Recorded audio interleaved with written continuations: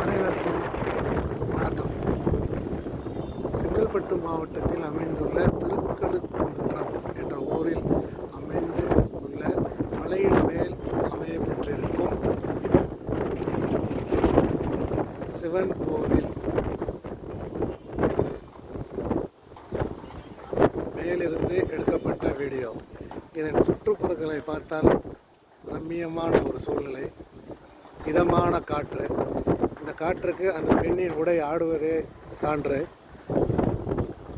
மலைப்பகுதி, குடியிருப்பு பகுதி என்று உற்சாகமான காட்சி.